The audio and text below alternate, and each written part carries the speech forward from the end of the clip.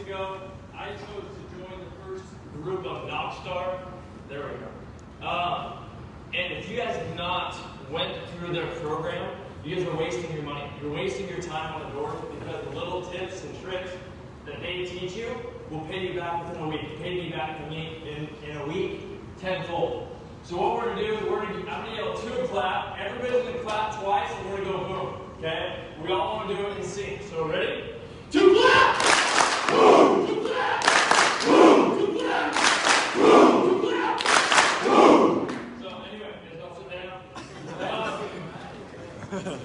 Tim and Dan, thank you for the opportunity to speak. I'm honored to be here talking to you guys. I'm grateful for you guys showing up. And I actually don't think I'm the best recruiter in the world. I think I'm a decent recruiter. I'm just consistent at it. But I have learned a lot about recruiting and about building teams over the past 5 years. I've been in the door-to-door industry since 2013, and I've really been building teams for the past 3 or 4 years, and that's really what I'm passionate about. So as we go throughout this conversation today, there's going to be a few takeaways for you guys. There's going to be some philosophical, some mindset takeaways. There's going to be some tactical takeaways, like how to actually recruit, how to approach people, what to say, how to slide into people's DMs, all that sort of stuff. So as we go throughout this, write down the notes and write down things that you're actually going to apply moving forward. But the biggest thing that you're going to be taking away is what Coda was talking about, what Dan was talking about, is the who. That's my goal, for you guys to walk away from this conversation realizing the who you need to be in order to recruit an army. Okay, so we're going to talk about the who, the what, and the why. The first thing that we're going to talk about, we need to know what the hell the army is. We need to know what does an army mean. Because Mofall is army. If you look at all the simple solar dudes, this is just kind of funny, like study. You look at all the simple solar guys, then you look at the pure energy guys, both do phenomenal jobs. But you can tell just by their appearance, the army is different. Can you guys see that? You guys pay attention? The people that work for pure and the people that work for simple, those are people that have the most people here, so I'm using those examples. They're just different. Not one's better than the other, but they're different. And so your army is going to be different to you. So what I want to do is everybody's going to take an extra lunch from Johnny Cassidy. Everybody's going to take a deep breath in. And then as we're doing it all together, so give me a second. We're going to take a deep breath in. There you go, release. We're going to take a deep breath in. We're going to release. Deep breath in. Release. Deep breath in. Hold. Everybody's going to close their eyes.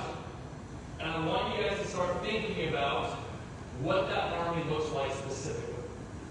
What's the culture of that army? Okay, so I'll ask you guys some questions. So everybody, deep breath in. And release. Deep breath in. And release. Deep breath in and hold. Everybody close their eyes. And release. Keep your eyes closed. Now, in your mind's eye, right now it's 2021, you fast forwarded 3 years. It's 2024, same time, if you're in summer sales, your sales summer is about to start, or if you're in solar, it's just another day, and you're talking in front of your whole company, your whole team, your army, and the past 3 years have been unbelievable for you, like incredible. And you have the army, so to speak, of your dreams in front of you. In that room, how many people are sitting down? Maybe for you it's 5 people. Maybe for you it's thousands of people. Maybe for Mofall it's a whole stadium. What does that army look like? What are the conversations between the quote soldiers in the army? How excited are they? How enthusiastic are they? How much money are they making? And then I want you, in your mind's eye view, I want you to go into the audience. And I want you to turn back around. And I want you to look at the leader that's speaking to everybody. And look at that leader, and that leader is you. And everybody can open their eyes. That 2021 version of you today you're going to manifest that, actually make that happen, that's a different freaking person than you were today. Does that make sense? The person today, if you want to lead an army that's growing, that's unbelievable to you, and that perspective is different for everybody. It could be a stadium maybe for you just recruiting 2 or 3 people. Who knows? But the person in 2024 is going to be a completely different than the person in 2021. And you have to kill that person that is today, and you have to figure out what are your flaws, what's holding me back. You have to kill all those qualities. You have to develop yourself to be a different kind of general. A different kind of leader is going to lead somebody with stadiums than the person that's going to lead 5 people. Am I making sense? Or is it going to have to be a follow? I was going to use my phone, and they told me I looked like I was texting and talking at the same time, so they had me print this off. So, if you look right now at your team, this is why I'm just using Mo, and I'll use Blake. If you look at Mo and his team, his army, you look at Blake and his army, they're a direct reflection of them. If you look at my team, they're a direct reflection of me. You'll notice qualities of the people on my team that reflect me. And those qualities of people in Simple Solar that reflect Mo. For Mel's sake, you both got sleeves. And it works out that way. You are, who's ever heard the quote, like, you are the compilation of 5 people that hang out with us? Never heard that? Okay, let's flip that for a second. Your team is the reflection of you. So you are not a compilation of the 5 people you hang out with the most. They're a compilation of you. The qualities that they have, the qualities that they're showing, the personalities, their drive, their hunger. If you have people that are hungry, what does that show about you? They're not hungry. If you have people that are hungry, what does that show about you? You're hungry. So if you want to get hungry people, what do you have to do? Get hungry. Get hungry, okay? So, back in, I don't know exactly what it was, I'll say 2016, that's not great. 2016, Zach Winter, would you guys stand up really quick? This is one of my best friends, Zach. We went to high school together. Back in 2016, he was selling for a really small company called Vivint. You may have heard of them from Provo, Utah. He was selling for a company for selling for Vivint. He gets off this summer. That spring, that pre-season, they had like a, what was it called? Like a little blitz or whatever. And I was living in Boise at the time. Growing team in Boise. And he was like, hey, I'm going to go do a blitz in Boise the next week. Would you mind if I crash at your place? I'm like, yeah, here we go. I'm going to get him this time. So he comes up, he's sleeping on my couch, and same thing. I'm like, every time I'm trying to find a way to open the door to get him to come and work for me. Same thing. No. Didn't say no, but right, just shut down the idea. That following summer, we went out and did another great summer. He became, I think, an assistant manager at Vivint, and did awesome. Well, that January, we were talking through Snapchat, and I messaged him and just said, hey man, have you considered doing solar yet? Or are you still close to the idea? And I don't remember what he said, but basically, ended up getting us a hand, I'm open to it. And it was the middle of December. I don't know what this guy's crazy. He drove his Bolt bike in the middle of December, like 30 degrees outside, all the way from Farmington, Utah to Provo, Utah, which is like an hour and a half drive. For him on a Bolt bike, it was like half an hour. But freezing cold to go meet with us. Well, we had a few recruiting meetings, and finally we got him to come on board and to come start selling solar instead of selling farms. And the reason why he came and worked for me then, instead of 3 years ago, was because he did not see value in me to come work for me. There was nothing that I could offer him. The version of me in 2016 or 2015, whatever the year was, could not offer him anything more than he was already receiving at his current company. But the 2017, 2018 version, whatever year that was, when I was recruiting him then, because I worked on myself the past 3 years, I was able to actually add value in him, and he was able to see the value that I could give him, so he chose to come work here. But what I didn't know at that time when he first came on, I thought he was balling out. Apparently, he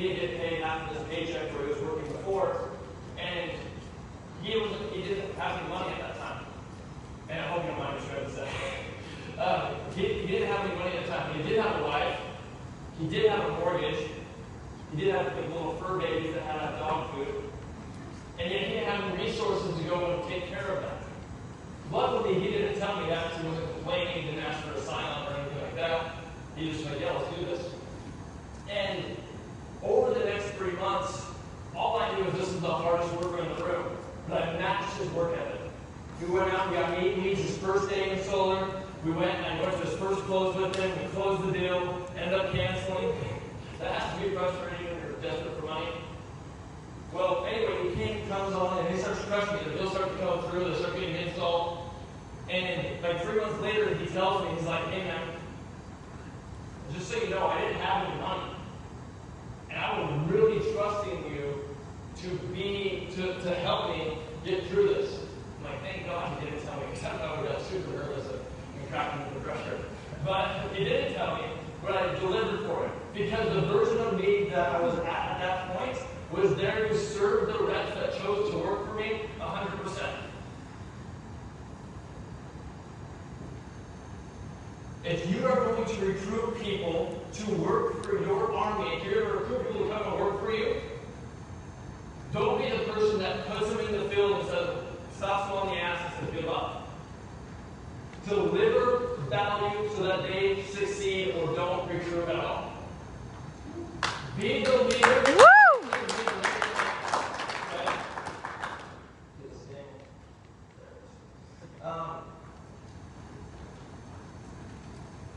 So my question for you is, what are you doing to work on yourself to become a better leader? What part of you, 2021 version of you today, needs to die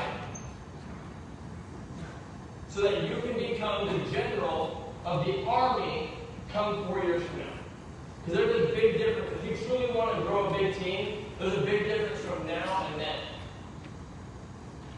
When the leader is ready, the recruits will come. When the leader is ready, the recruits will come. So a lot of us are focusing on how do I slide into somebody's DMs? How do I approach somebody at a restaurant? How do I post an Indeed ad? Yada yada yada. But you're not even the person that they showed up to the interview. They can interview them correctly, and they couldn't even see value in you. And even if you did get the opportunity to have them be onboarded, they would quickly leave you because you were there to have the applicable skills. Does that make sense? Yes. Okay. So work on yourself. But when the leader is ready, the recruits will come. So before you start focusing on recruiting, start focusing on becoming a leader that deserves to have high-quality recruits. There's a thing called a RAS, your reticular activating system. Your reticular activating system shows you what's important to you. Who's ever bought a new car? Okay? When you bought that new car, how often do you see that on the freeway? All the time. Often, everywhere. Now, was that red Honda Civic not on the road before? No, the car that you bought was always on the road. Your RAS just told you that it wasn't important to you. So you'll notice that as you become a better leader, you'll start to notice higher quality individuals to recruit. If you're getting people that are not doing a good job, you're recruiting people that aren't doing a good job for you and for your team, it's because you don't see the good recruits and you're not going after the correct people. So with that being said, my question for you guys is, who in here has had their life changed from door to door? Raise your hand. Okay, so somebody tell me, I want to hear a really good story about, if the microphones are still available, who in here has a really good story about how door to door has changed their life? All right. Let's hear your story, brother.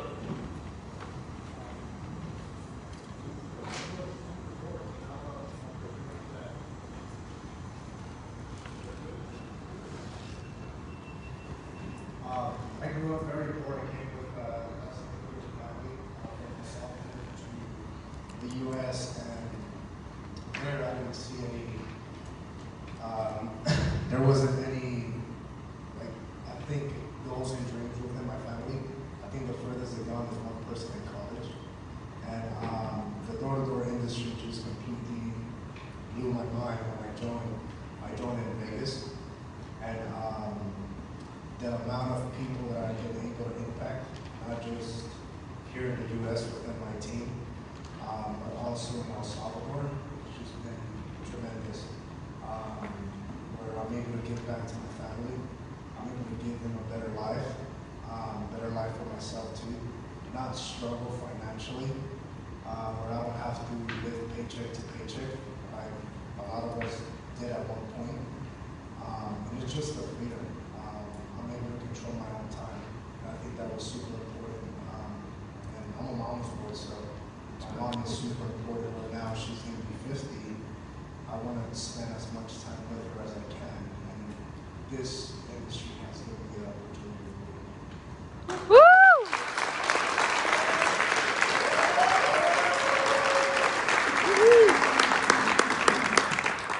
Two black!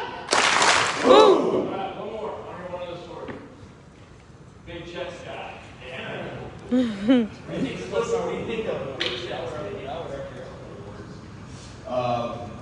So I started in the industry when I was 18, and I just dropped out of college.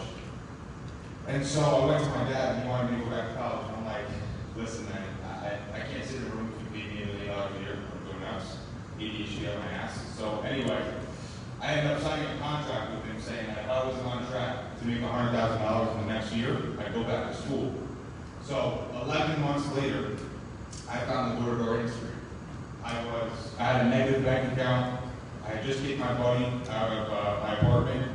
I had like $1,600 in rent due next month. So basically 12 months later after I signed the contract, I landed a job to make $100,000 a year, and now 3 years later I'm 6 figures for 3 past years in a row. So it was just funny that I literally said a year later, and a year later I landed this job, and then first year made like $40,000. That was it. Woo!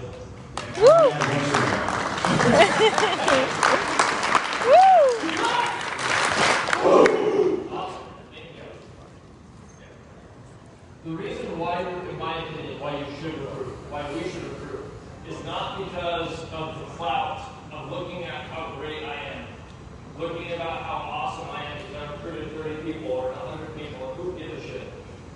The reason why you recruit is because of that. Because of that. Because the normal person doesn't have this opportunity or doesn't even see this opportunity. 2 weeks ago, it was my birthday, and that evening, my beautiful wife, Keisha, she surprised me with a little surprise party at Topgolf. So we show up to Topgolf, we're having fun, we're swinging clubs, Zach's there, and right next to us, the next bay over, is these like 19-year-old kids, 19, 21-year-old kids, and they're having a good time.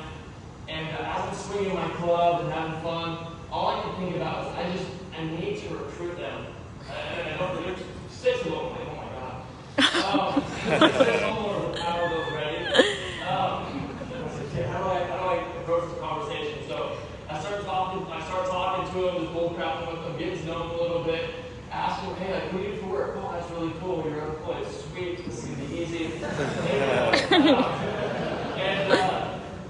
I start talking to them, and then I'm like, cool, what I'm going to do is kind of like when you ask your, well, I'm not married, but for you single guys, when you ask your girlfriend your number, at least remember that, or when you ask your girlfriend her number, you always do it like right before you leave, so it's not awkward, at least that's how I did it. So I'm like, okay, I'm gonna talk to them, kind of sweet talk them a little bit, and then when I go to leave, I'll get their number and I'll invite them to go to lunch and dinner. So I talked to them for a little bit, I left, went back to sort of hanging out with people, and at the very end, I go over to start talking to them, and this waitress is bringing them a bucket of beer, and I go to Zach, I'm going to go recruit these guys.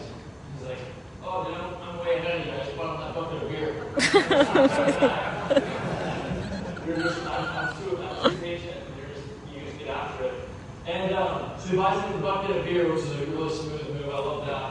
And then he gets their phone number and says, hey, let's go grab dinner. So that was 2 weeks ago, 2 nights ago, we went to dinner with them. And they show up, and they're just cowboys that are from an hour and a half away from here.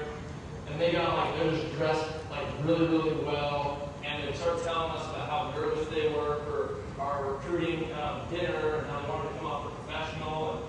And, they took this opportunity really serious. Anyway, we talked to them for about an hour for dinner. It goes super, super well. And at the very end, we pretty much get them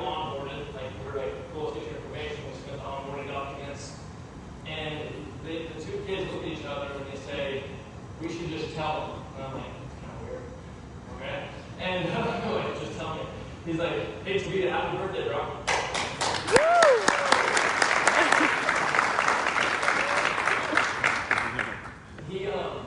He's like, we should just tell him. And I'm like, what? He's like, we grew up in like the ghetto, dude. And I'm like, okay, cool. And I'm like, okay, what, awesome. And then I didn't really know what to take to that, but they started to go off and started telling me, he's like, yeah, my dad wasn't here when I was born. I've never met my dad. My older brother was a year older than me, raised me. The other kids told me that his dad was a drug addict, getting out of rehab, and they're like, these opportunities don't exist where we live. These kind of opportunities don't exist where we live. Like, a good job to me is going to get an opportunity at the oil field and make $70,000 a year.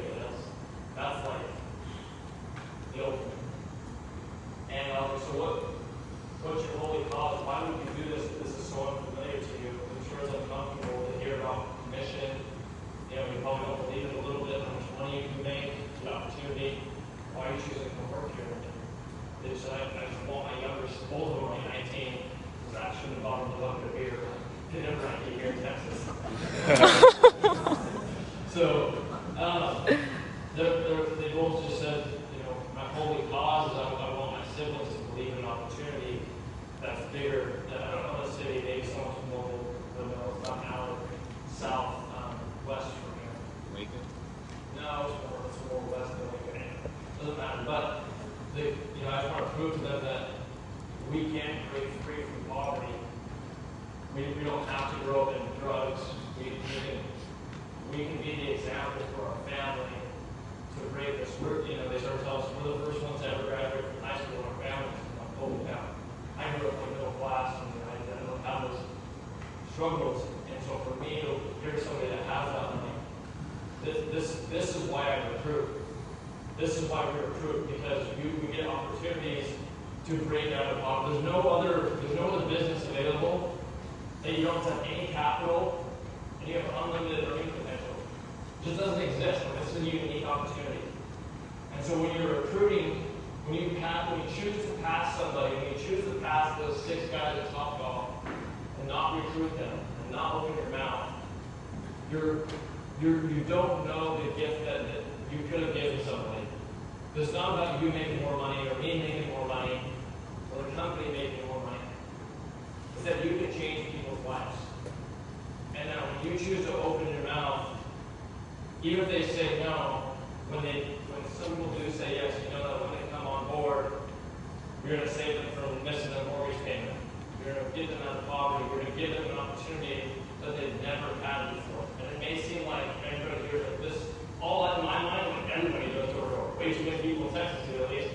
And I'm like, this is what everybody does. But not being around this environment, not growing up in this environment, we kind of take it for granted. And so the reason why we should recruit is we should always remember that the first, who in here remembers their recruiter? Okay. Who in here is thankful for their recruiter? Woo! Yeah. I love it. All right. 2 clap! Boom! That. I'm extremely grateful for my recruiters. I have no idea what I'd be doing without this opportunity, without this job. This job is giving me financial freedom, it's giving me time freedom, it's giving me opportunities, and I'm amazing people. So remember, when you guys are going to recruit, you choose not to open your mouth, you don't know the impact that you could have had on that person. So have the courage to just talk to somebody about the opportunity. Okay? That's why, in my opinion, we should recruit. So what we just went over to kind of recap. We went over the who you need to be in order to be a leader to lead an army. Who's the general, so to speak. And you need to get really specific on who that is and the kind of army that you want. Because like I said, pure and simple, completely different armies, both incredible. But they're different. Because the leadership is different. The general is different. So you attract a different tribe. Second thing is why do you recruit? If you recruit people just so that you can make more money, they're going to sniff that out pretty quickly and they're going to stay with you forever. So the third thing that I'm going to go into is the what. Okay? I was at Door-to-Door Con for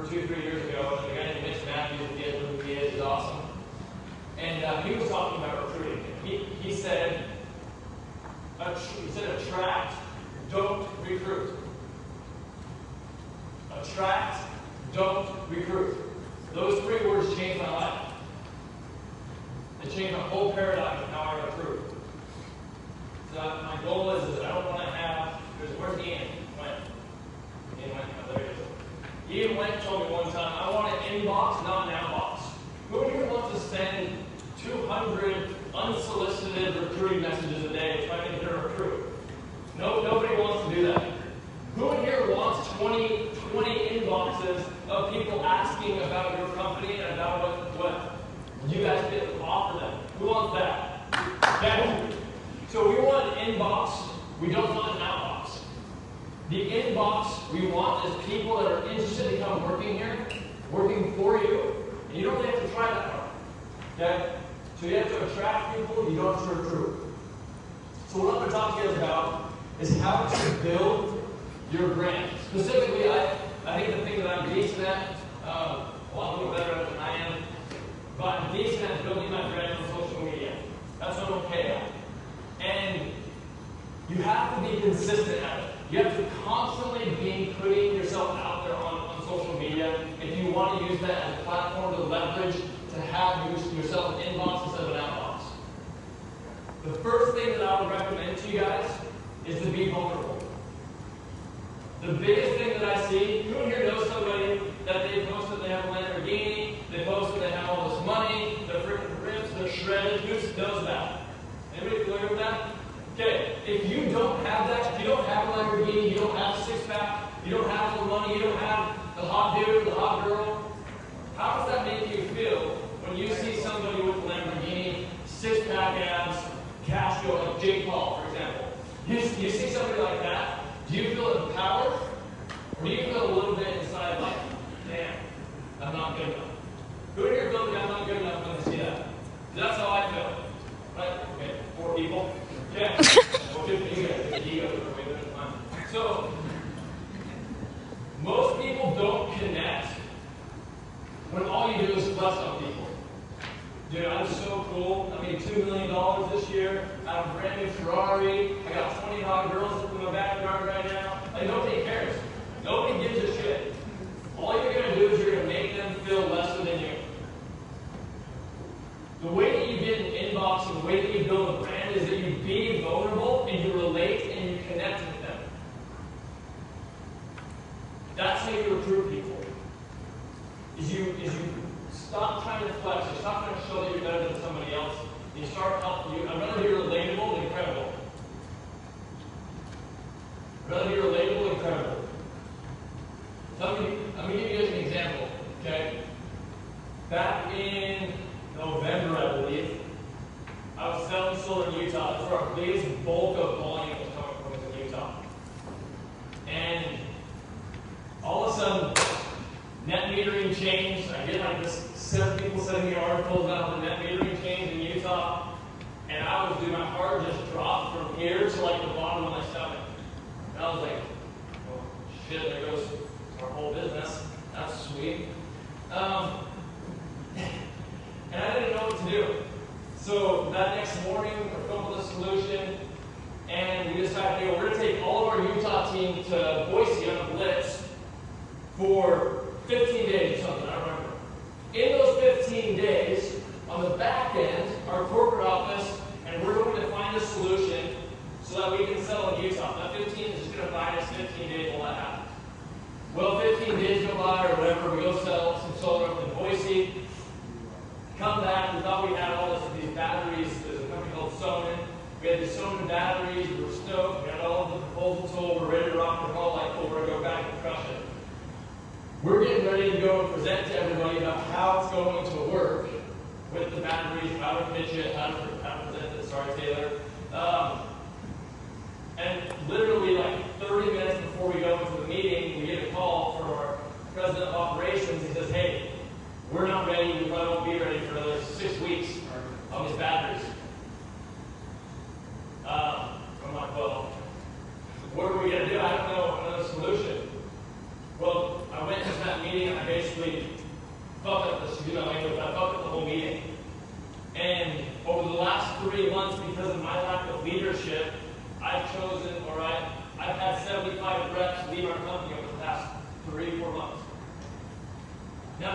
you that to show you how cool I am? No, I'm telling you that because if you guys have lost reps, it's shitty. And the past 3 months have been shitty.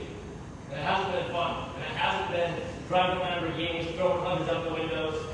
And it hasn't been winning.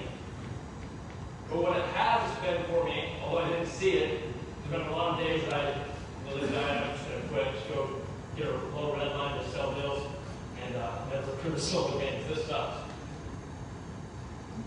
But what I did realize, I don't know all the lessons yet, but I do know that that experience of losing over 75 people is going to make me the 2024 version of myself with a huge army that I will be able to lead them. But without the experience of knowing where I messed up, where my flaws were, I wouldn't be able to be that leader. Come 3 years from now. Where our army is going over the next 12 months, our intention, my army, to give me an example, over the next 12 months, starting July 1st, we're going to open up 15 different markets. In those 15 different markets, we're going to have a goal of 20 to 25 centers. There's going to be some turnover, so 20 to 25 centers with 9 closures per market. That's our goal. We're going to not recruit anybody externally. We're not going to recruit from anybody else's company. It's all going to be growth from the internal going to open up markets. And the person that's going to make that happen is a lot different leader than the person that I was last November. And so it's been the biggest gift that I've been given. So going back to what I'm talking about, be vulnerable. People don't care if you lose. People care if you pretend like you didn't lose when you did. People care when you're actually trying to show something that's not real. Be real, be authentic on social media. Show what your weaknesses are. Show where your family is. Actually express who you are and what you care about. And you'll actually connect with me. The other thing I want to go over here, at that point, I promise you, people will start hitting you up. The next thing, do something that makes you stand out and gives you credibility. Do something that makes you stand out and gives you credibility. Last November, actually on that trip to Boise, I talked to my buddy Bryson. I was like, what can I do something that's like cool, that kind of gave me some like attention, that like I could like get a lot of people following me to recruit. And I'm like, dude, what's something I could do if these people were talking? You can do 60 solos in a week. Personal site surveyor, you need your site survey right. All through the KnockStars, little plug there. A lot of people like close over these, so when I think about it, I ended up closing them that I probably wouldn't have. I closed 9 deals a day. 5 months a day.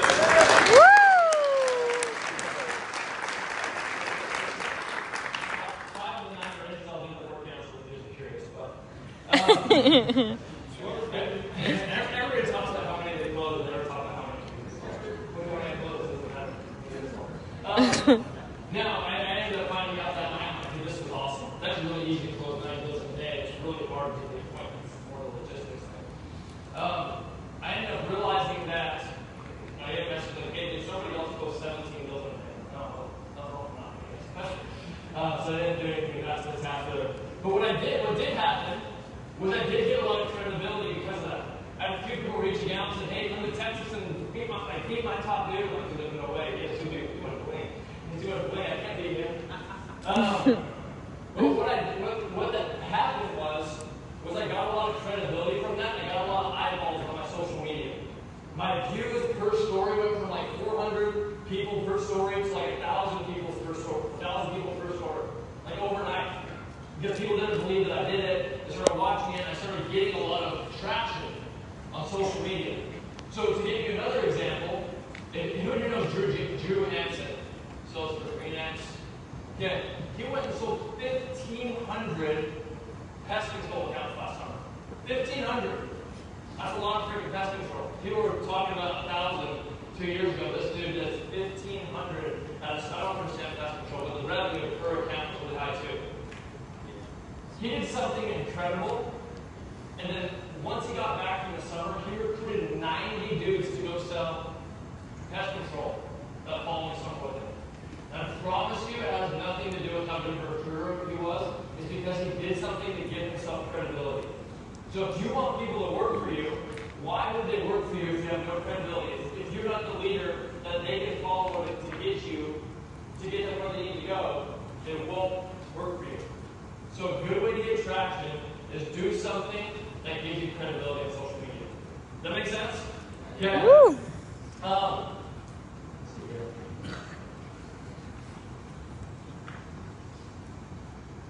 Next thing, guys. Don't be a recruiter. Don't be a recruiter. I'm going to give you guys an example. Excuse my maybe a little vulgar, but who in here is girls, this may have happened. Guys, you may have done this. You think you see this beautiful girl, or you are a beautiful girl, all of a sudden this beautiful girl sitting there, and she gets this DM, and it's this dude just shirtless, never talked to her before, and was like, hey, if you want to go out, 100,000, she's going to do a lot of volume in order to do that. Okay? Don't be that dude, or that girl, check out my little red line. Sick, you like it? We should have, actually, it's kind of weird. So, you got to seduce and you got to actually be attractive for people to listen to you. You're not going to get people like, hey, I got a message the other day, like, hey, I heard you want to leave Fluent and come work for Legacy. Like, how can you talk to me? No? Please don't talk to me again. It's weird. Okay? Don't do stuff like that. I'm going to give you an example. So there's a guy named Brandon, one of my buddies, he lives in Vegas. He has a beautiful wife named Ashley. And he didn't know her at all. He just followed her on Instagram. And one night, Ashley posted a picture of her new Apple Watch. And so Brandon slid it up and was like, that's really cool. I've been thinking about getting the Apple Watch. What version did you get? Oh, this one, blah, blah, blah, blah. Who cares? He started talking to her. He starts getting to know her. A week later, then he asks her out, goes on a date.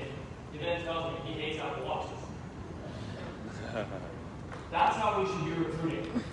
We should be recruiting by actually talking to somebody, getting to know them, and not sending them an unsolicited, shirtless photo. The unsolicited, here's my low red line, because nobody cares. And start by actually having a conversation and networking with people. Having conversations with people. The thing that you have to remember with recruiting, everything has to come down to timing. I'm going to give you an example. Someone that's recruiting me always is Mo. Mo is constantly recruiting me. But I don't know he's recruiting me. Because he'll just call me and FaceTime me and like, how you doing, man? Good. Cool, dude. See how things are going. What's up with you? Blah, blah, blah. Catching up. Awesome. See you later. Boom. All he's looking for, he's just looking for that little opening in the door to see if I'm open. But he's doing that always. He's building a relationship with me. Do you guys actually care about the people you're talking to? Or are you just looking to make the buck off? Start focusing on adding value, networking with people, and when the timing is correct, then they'll be open to recruit them. Okay? I don't know how old I am on time, sorry. Do it. I'm golden. 5 more minutes? Yeah, sweet. The biggest thing, I'll give you some tangible takeaways. My things that I do that really works. The first thing that I do is I spend every day on social media intentionally. I'll go to people like Dan Tessie, Taylor McCarthy, KnockStars. I'll go to companies' pages. I'll go to door-to-door experts. I'll go to No Soliciting Bro. I go to all these pages that have a lot of door-to-door people, and I'll follow every freaking person that's in door-to-door. I follow like 5,000 people. Now, I'm not going out there to send shirtless photos of myself and say, hey, come work for me, so to speak. But what I am doing is I'm spending time networking to get to know you guys. I probably talked to a lot of you guys. I have talked to a lot of you guys. And what I do is I try to be everybody's biggest cheerleader. So whenever someone sells a deal, slide up, congratulations, great job. Slide up, congratulations, that's awesome. Hey, this happened, this happened. Every day on social media, I go to Facebook, I go to look at people's birthdays, I message them, tell them happy birthday. It's Davita's birthday, I know that, because I did that like 10 minutes ago. So tell them happy birthday when you see it. Just spend time investing into people and being their biggest cheerleader. And if I'm everybody's biggest cheerleader consistently over the next year, 2 years, 3 years, 4 years, and I give myself credibility and they look at me as the general that can lead them to where they want to go, when the timing is right, when the door is open, guess who they're going to be hitting on?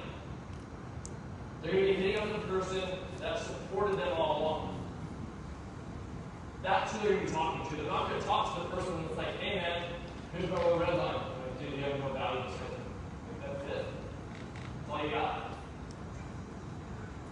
You have to be willing to add value with nothing in expectation of return. Going back to home, I was always trying to recruit me in some sort of way. Maybe the city, well, he isn't, but I call him, he has like his basically the process of selling solar. And I'm like, hey man, can we talk? I want to hear about how you sell. And yeah, for sure. He calls me, we talk for an hour, gives me his whole entire presentation about belief statements, the 5 steps we're going to be going over. It's money. I ended up teaching it to my whole team. He spent a whole hour. You know how much money this guy makes? He spent an hour. It's a valuable hour to teach me with nothing in return. Nothing in return. He didn't expect anything in return. I didn't say, hey, I'll pay you for this. He said, hey, I'll give this to you. Maybe I'm wrong, but you tell me. I know that he strategically is like, hey, if he ever wanted to go to a company, he would trust me and believe in me to at least have a conversation. No, it was he had a goal that he wanted to hit, and I didn't want to see him fail. Okay, so he's legit just my biggest cheerleader. So 2 clap! Boom! That pays off. There's like 4 people that messaged me doing summer sales for the first time that I make no money off of, but I talk to them almost every week. Hey, what can I do this? How can I do this? How can I break reputation? Blah, blah, blah. I just talk to them and for free. In the hopes that someday, maybe I'll get to work with them. Maybe I won't. Maybe I just go back to my why. My why is to serve people and to help them become the best version of themselves. So even if I don't recruit them, I can still help them become better. But maybe one day we'll get to work together. Okay? So give value without any expectation of return. Same thing goes for just posting stuff on social media. If you're a good closer, stop trying to hide your secrets. Give that out freely. Here you go. Here you go. Here you go. And people will start to follow you, listen to you, pay attention to you, and realize your credibility. And when you can become the person that's credible, they'll look to you when they're open to being recruited. That's what Sam Taggart did. Just being like, is he the best salesman in the world? He's a dang good one. But more what he is, he established himself as the expert in the industry. And he goes to people all the time. He gets people going to him all the time to be recruited. Okay?